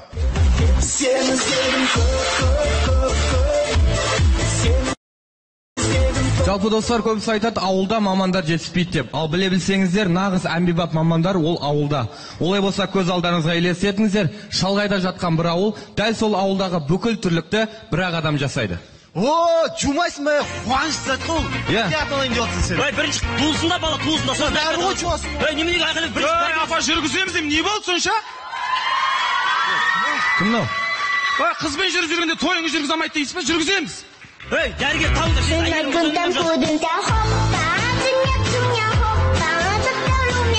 неше ол? Не айқай? Қойш? Неше ой? Сен неғып төлемей тұрсың шоламай? Сен неғып шолап тұрсың? Шешші мұнау. Не деген бассыздық мұнау? Ана әйелім босанайын деп жатыр. Маман керек бір, дәрігер керек. Босанса байлақ қой не? Дәрігер керек деймін, дәрігер. Кеп тұрсыңдар ғой дәрігерге біртіндеп кірмейсіңдер ма? Мен бірінші. Мен әйелім босанайын деп жатыр, екі қабат сон. Дәрігерсіз ба, мамансыз ба? Мен ғой маман, әмбебап, маман, әмбебап. Бабалардың бабасы Арсынбап, Әбілхан баласы Асылхан, әмбебап танисың ба? Әмбебап? Иә. Әмбебап деген қалайсың? Бәрі әмбебап, дүкенге баршы, әмбебап. Полиция, әмбебап. Білесің бе, гайың адам ұстап жүр, полицияның машина ұстап жүр, өздері түсінбей жүр, WhatsApp қуып жүр, өздері білесің ба? Жарайды, ол маңызды емес, маған дәрігерім деймін деп пе? Шақыршы әйелімді. Білесің бе, мамандық қандай екен? Қандай мамандық? Білесің бе, қандай екен? Мамандығыңыз қандай? Акушер, стоматолог. Сонда қалай емдейсіз? Екі қабат әйелдердің тісі жылам. Жалпы босандырып бересіз ба? Шақырса әйелің. Күләш! Ай, міне, осы. Мынау өз бала ғой. Осы әйелім. Кәнтай. Не істеп жатсыз? Көке, жүре беріңіз. Алға, айна қарап қойыңыз шамалы. Өшірге төге беріңіз. Ағай, не істеп жатсыз дейсіз? Отыр жаным. Сен бейші? Не істейін? Компьютершіне алып қойшы. Қарабар ей салшы. Көбірек ал, дүшесі. Оны ағымақсыз. Сен басың істей ма, қарасай? Бала емес бұл. Қазір алдына қоямыз.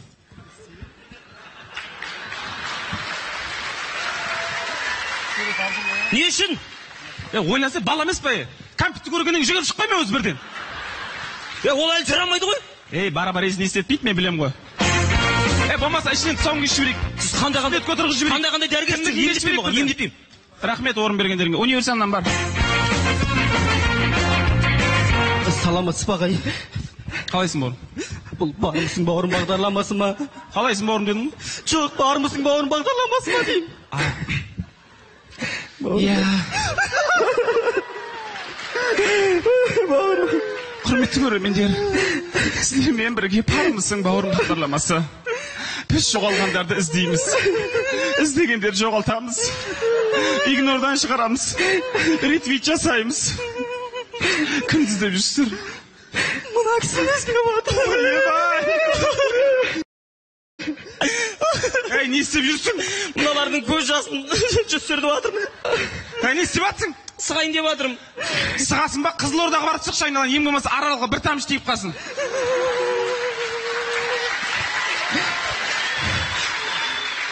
мына кісіні іздеп жүрсіз ба?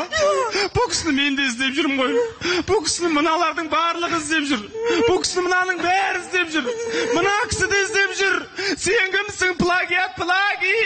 Жана, жана, жанармай, қиылып қабағыңай. Жана, жана, жанармай. Саламатсыз апай. Әртүр шакошка деп. Астанаға бір билет бар ма? Сындырасын қолыңмен ұстама, астап тұра бер. Астанаға бір билет бар ма? Неше адам? Бір кісі ғой. Үлкен кісі. Бірінші орыннан беріңізші. Жоқ, бірінші орыннан жоқ, екінші, үшінші орындар ғана бар. Аласың ба, алмайсың ба? Бірінші орын беріңізші, үлкен кісі. Жоқ қой, қараса, екінші, үшінші орын ғана бар. Бірінші орын жоқ. Ала бер, үлкен кісі ғой, өзі ауысы болады ертең. Ала бер деймін. Бере беріңіз онда. Аха, Рахмет. жақсы, сәлем айт апаңа, өзі ауысы болады. Түркістан. Хықту тарифы. Минутына 2 теңге. Тариф қой. Не болды Асылхан? Кәдімгідей образға беріліп ойнап жатсың ғой. Бір жоғары лиганың финалында ойнап жатқандай. Ей бауырым, маған финалдың бәрі бірдей. Жана, жана, жанармай. Таныс музыка ма? Таныс. Бекзат. Жалпы, саған бір сұрақ та. Мысалы, финалдың бәрі бірдей деп айтып қалдың. Жалпы бүгінгі біздің ойынға қандай көмек бере аласың бізге? Жалпы чемпион бола аламыз ба біз? Кім қарсыластарың? Тереңөзек, Қызылорда облысы. Тыныш Астана, Қызылорда. Не ма, үшінші орын болмай ма? Апа, бірінші орыннан беріңізші. Кетшейсің. Шынай күнтем көдіңте хопта, дүния хопта, тұтта лумя туады, үндін тады, депесика тадын тады.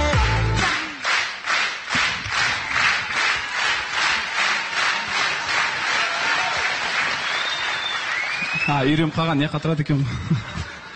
Сіздермен бірге болған халықаралық қазақ-түрік университетінің құрамасы және де Асылхан Дүкенбаев. Жел соғады сияқты.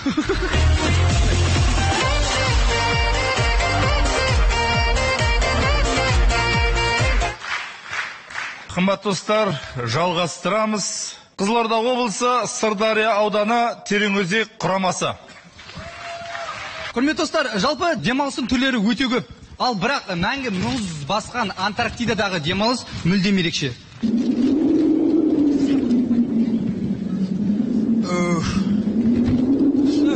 Мен түсінбеймін.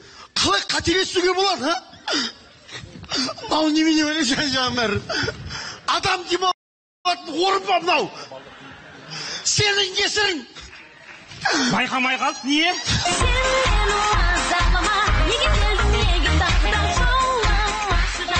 Ондай болады, Вахалек. Ондай болады. Қарашы, Антарктида мен Майамиді қалай шатастырасың сен? Осы кезде мен қазір Майамиде болғамда ғой. Мың жерде күн, мың жерде тау, мұхиттың жағасы, мың жерге дейін топыраққа көміліп аласың. Бандыны қуған Хамид құсап тұратын ем. Бахалек, мына жақта да көмілге болады, қарға көміліп жат. Барда салқын суға түс. Салқын суға түссе қыста ауырмайсың, білесің ба? Күшті емес па қайты? Кетшей, қатып қалдым ғой мен. Тоқта, қатып қалсаң, не алғанымызды көрейік мына саған. Не алдың? Қазір кейіндерін Юбка көп толма. Міне, мына шарпты мойныңа тағып ал, міне. Қарашы. Міне қарашы міне. Жаңа мәшін, қарашы міне. Мына шапканы басыңа киіп ал, міне. Басып киіп ал, міне. Киіп ал, Осын тағы не? Міне көзілдірікті тағып ал көзіңе, міне. Киіп ал. Киіп ал. Ой, Верка, сердечко, привет.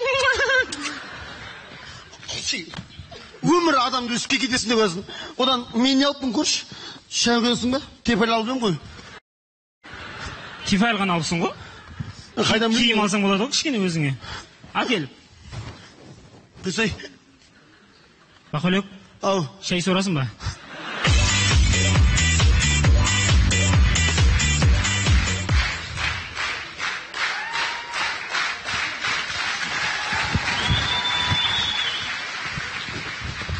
Онда 2 кесе шай құйса сорып отырайық. Не? Бірдеңе айтсаң жақпайды, бірдеңе істесең жақпайды. Мен ішім пысты, мен қыдырғым келеді. Ішің пысса барып суға шомылып қайт. Кім? Суға шомылып қайтасың. Олай ма? Кім, бауырым? Су қалай? Су салқын емес па? Жемпір киіп түсіңдер салқындау шамалы. Мені осы шарпыңмен әдемі мойынды орамайды. Кеттім онда. Жүрмей саған қалай барам көрсетіп беремін жүрген. Көрсет. Тиспе кете берсін. Қойшы мен суға түссем бәрі соның артына ана даусын артынан бар апарасы ғой сен. қалай ғана тап болдым мен бұған, а? Не бар еді, мына жерде қазатын бірдеңе бар еді ма?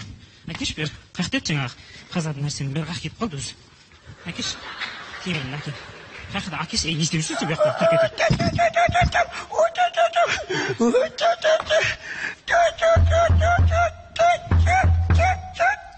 Бақалек. Ау. Не істеп келесің? Трактордың дөңгелегін ізін салып жүрмін. Не істейсің енді басқа мын жақта? Сағат неше болды, сағат айтшы? Сағат 7-ден 15 кетті. Немене болып отыр оны?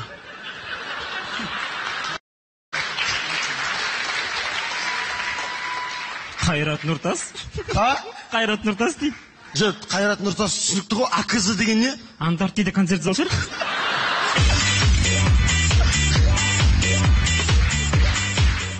Қойшы, мен жатамын. Бар, жатшы мақым, жат.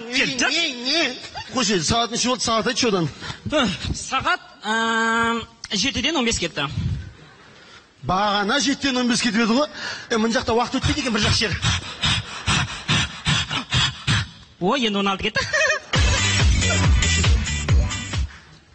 Шындыма Нұрболхан мынау не істеп жүр? Шайнектің ішінде ұйықтап қалған шығар.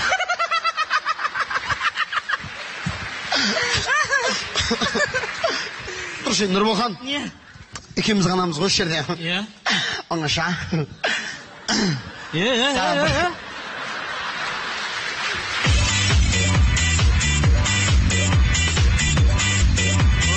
сен де дұрыс түсінбедің, кетшай. Аржат, надан аспа. Өзің кіріп кетпе бер қарай. Бақалек. Ау. Жаңа не айтайын дедің? Жоқ, мынау Антарктидада ше. Антарктида. Тидада. Күн суық қой, бері шамал жұмып жатыр. Мен де жаурай бастадым. Жақын кішкене. Абайла. Бақалек. Қарның тартып жатыр, сквозняк болып отыр кішкене. Бақалек, жаным қайдасың? Бақалек. Бақалек. Сандуғаш, бұл сен ойлағандай емес.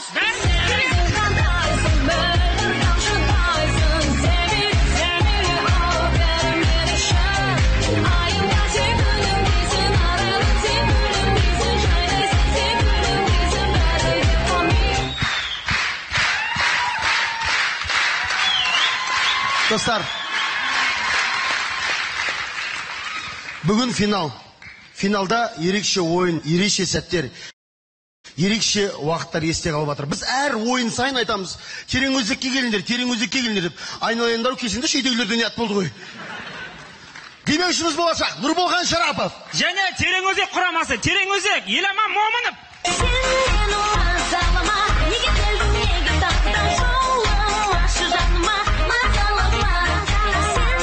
Жалғастырайық. Үй тапсырмасы, шешуші сәт. Жастар, Аягөз.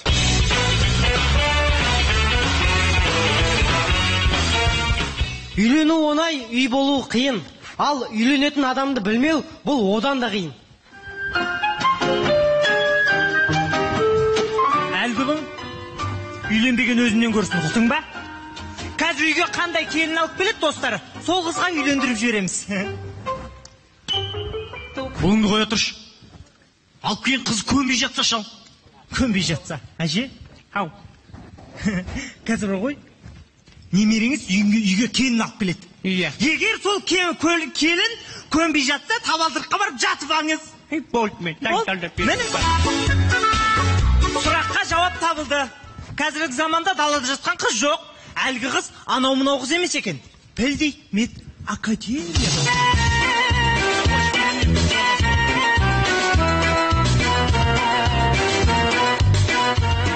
Апай, міне, келіндеріңізді алып келдік. Рұқсат болса біз кетейік. Келін? Рахмет. Міне келін келді. Шашуы менен, ашуы сенен. Қымбат кәмпиттерің бандағы? Қымбат. Дайындал.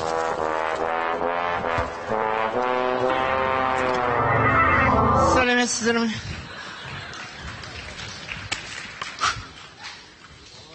Медакадемиядан алып келген қыздарың тұр осы ма? Достар қарттар үйінен шатастырып алыпты. Не отсың? Не отсың? Жыла! Айғайла! Қайтам де! Бақыр! Айғайласаш! Несіне айғайлайды екен? Несіне қарайды екем? Осылай. Қайта қуанып отырмын. Осы сәтті 40 жыл күтім емес пе? 40 жыл. Әй, неме, көнбей жатыр ма? Көнбей жатыр ма? Табалдырыққа жатайын ба?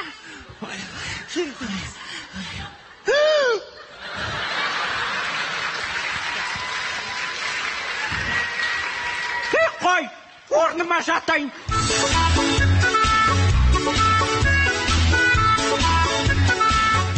Мынаны бар ғой, ұлын көретін болса, бірінші бар ғой, менің шашым жұлады. Екінші, сенің шашың жұлады, ұқтың ба?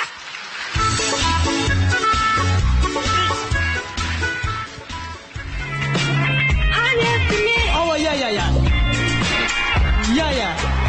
Үйленетін болдым. Қызымды айтады, Анджелина Джолиға ұқсайды дейді. Өзім көрмедім, я дос. Сендер алып қашып әкеп қойдыңдар ма не үйге? Үйге әкеп қойдыңдар ма? Мен академияда оқиын. Қонақтар да келіп қойыпты. Сосын хабарласам, қонақтар келіп қойыпты. Апай, сәлеметсіз бе? Сәлеметсіз.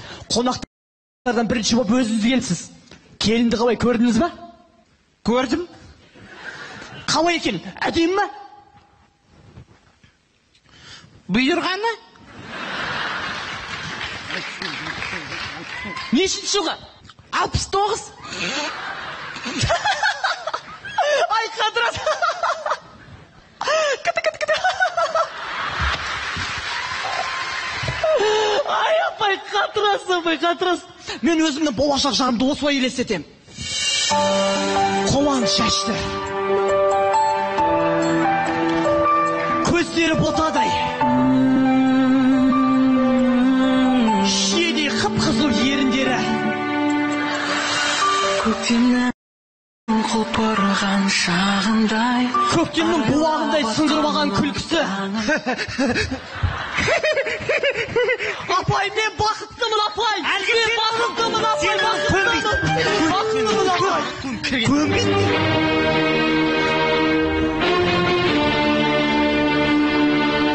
Мен де бақыттымын. Апай, рахмет. Ұлым, Еркебұлан, бәрі жақсы ма? Бәрі жақсы, анашым. Бақыттан басым айналып тұр. Анау шыбаған. Шпит мен оны, білем ғой мен. Дұрыстап сұрашы, қайтадан. Сау адам не? Андай кісінің қолынан ұстап отыра ма, бақыттымын деп? Сұра қайттан дұрыстап. Альбом көріп, мен кішкентай кезінде балабақшада, 20 жасында. Мынау мен кішкентай кезінде. Еркебұлан, бәрі дұрыс па? Бәрі жақсы, қуанып отырмын. Үйренем, анашым, бәрі. Шыбаған анау. Еркебұлан, нақты осы қызға үйленесің ба? Үйлене? А? Мынаған? Камила.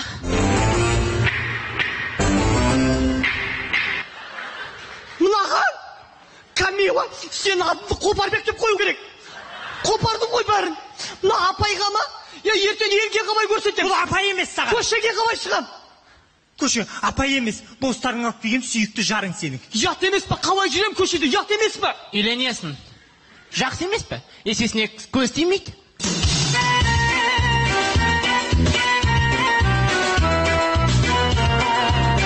Дос, біз шатастырып жатырмыз. Міне сенің болашақ жарың. Міне, негізі осылай болу керек. Жарым келді. Достарым шатастырып жатты. Нағыз жарым осында. Мынау ма сенің жарың? Бәсе, менің талғамым, ұлымның талғамы ондай емес еді. Менің талғамым ондай емес, білесіз ғой, анашым. Нағыз жарым осында. Өзім ашайын, анашым, өзім ашайын. Сенің талғамың. Өкілігім шар. Жоқ жаным саған сенгім келмейді. Алдағансың үмітті. Жоқ жаным саған сенгім келмейді.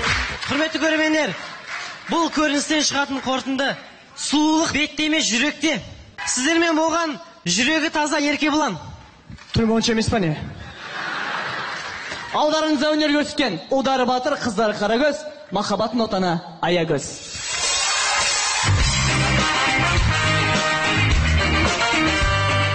Соңғы тапсырмасы. Ортада тұңғыш Астана, Қызылорда.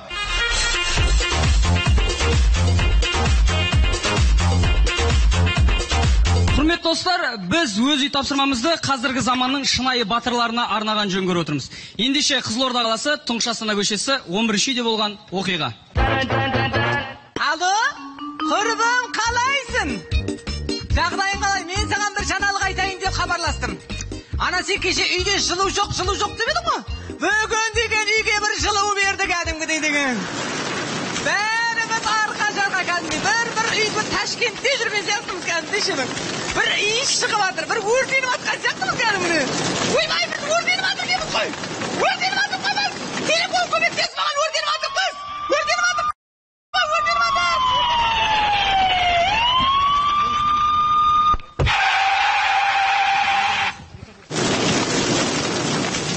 Өйтіп секірмек, мақпен де шығып алып еді ғой. Не істеп жатсың? Болған жоқпыз ба?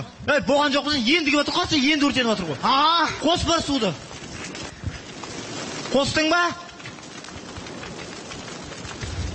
Қосқанда ана күшім келмеді, мен жетпеді. Ұсташма. Қолдарыңа бір нәрсе келмейді, бір суды қоса алмайсыздар, білмеймін, не ағып жүргендеріңді барлықтарың. Командир мырза, қосыңыз. Дайынмын. Не істеп жатсыз? Ана резепсі кетіп қалған ба, бірдеңе екен ғой. Қосылды, міне.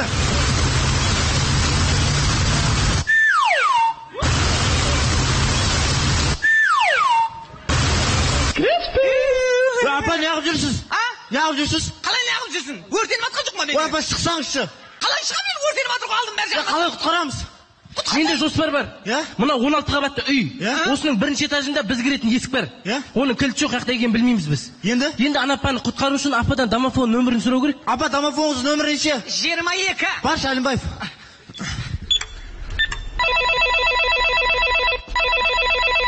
Ашсаңызшы, апа. Қалай ашап, көршінің үйіне отырған жоқпын ба мен? Ой, үйде не отырмайсыз? Үйде не отырмайсыз? Үйде қалай отырмын, мен өртеніп жатқан жоқ, қарасайшы.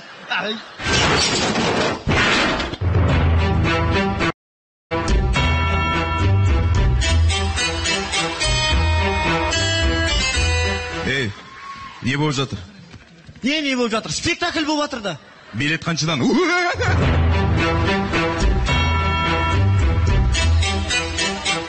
Не түсіріп жүрсің сен? Қалай түсірмеймін, ішінде енем қалып қойды ғой.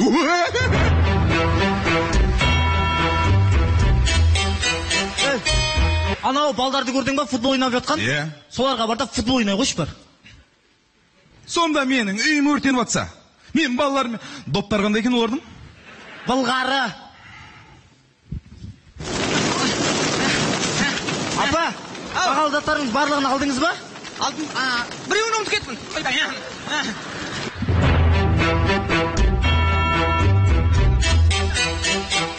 Доптар жарылып қалған ғой. Анау не бар ғой, анау су ішіп алайын мен.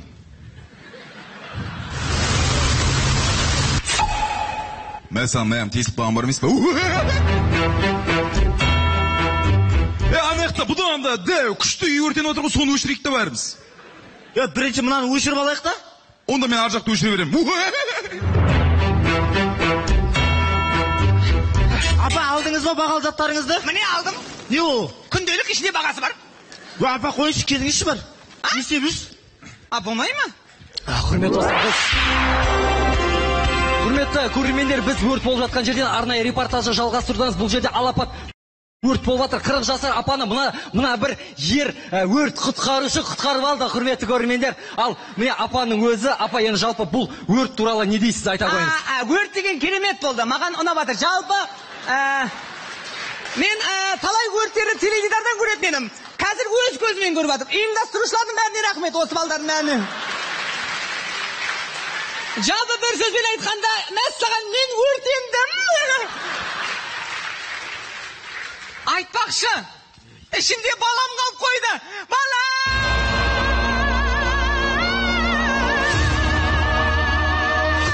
Не болды, апа? Ішімде балам қалып қойды деймін. Бала? Балам. Әлімбаев, ішінде бала бар дейді. Әлімбаев, қалай түсініп тұрсың? Әлімбаев, ішінде бала бар дейді. Жақсы түсініп тұрмын ғой. Әлімбаев, ішінде бала бар дейді. Мынау жоқ, бұл емес.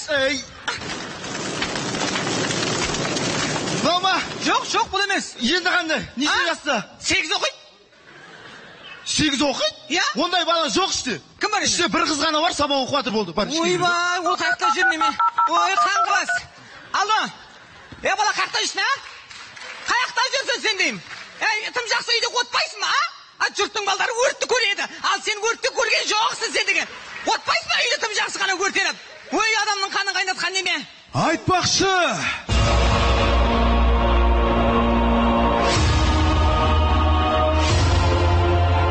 Сен мына жақтасың ба? Мен сен ар жақтан іздеп жүрмін ғой. Сен неге кетпейсің, не түсіре бересің? Ішінде тағы да қайнапамға қойыпты мен.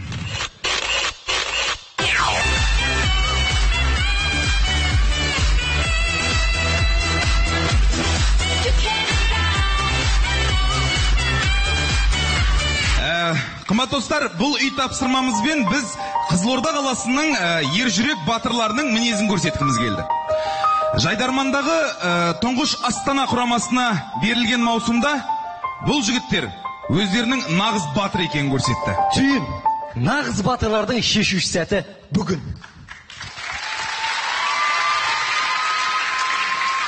Сіздермен бірге болған Бекзат Дүйсенов және Тұңғыш Астана. Көп-көп рахмет, достар.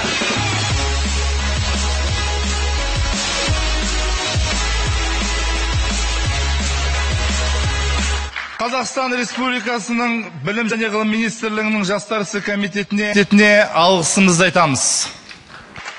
Сайыс аяқталды. Командалар ортаға.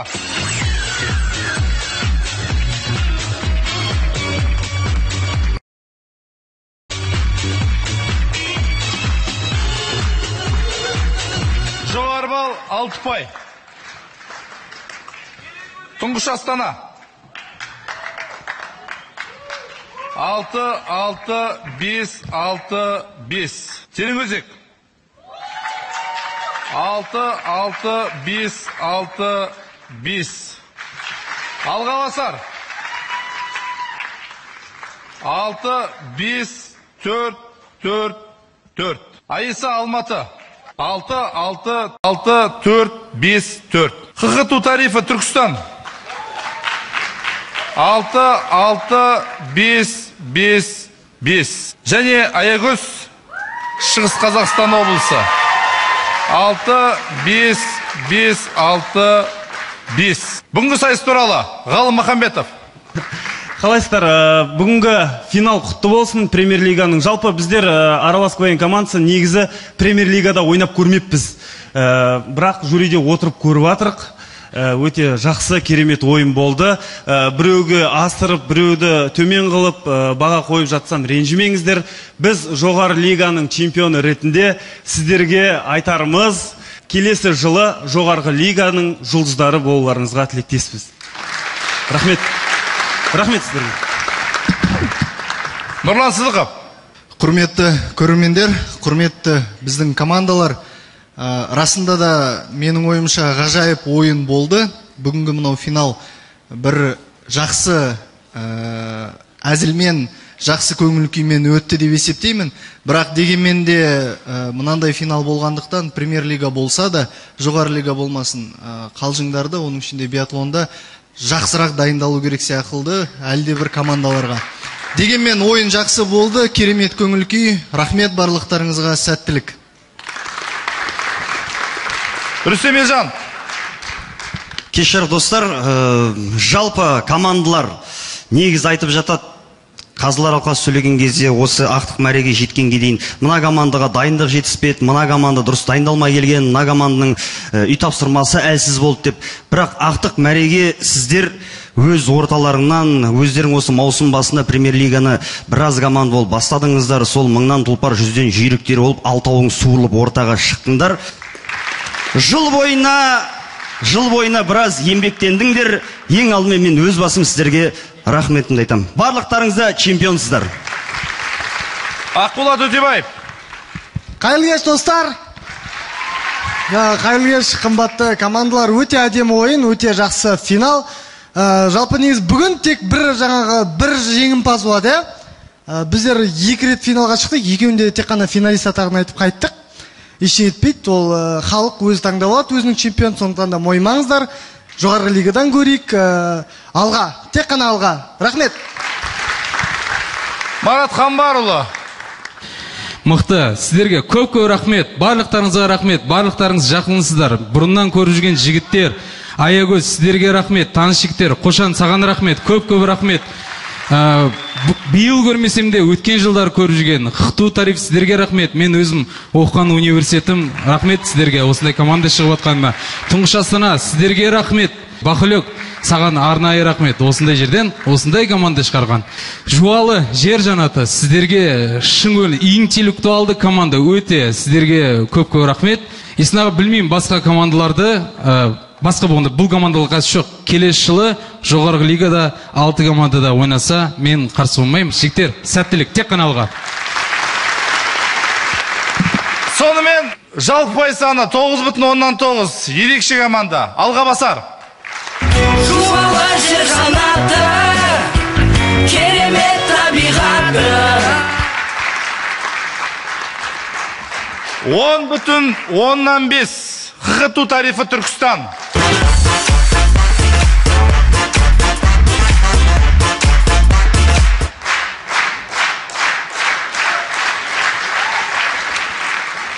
Сәл жетпей қалды. 10,8 Тереңөзек құрамасы. Асықпа, жаным асықпа, ғашықпа, жүрегің шынға. 10,9 Жастар, Аягөз. Махаббаттың отаны, жастар бұл Аягөз.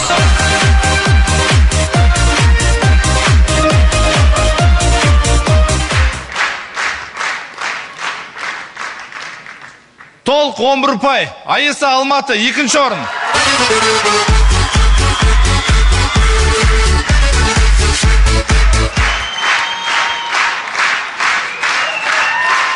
Және 11,4 чемпион 2013 Тұңғыш Астана Қызылорда.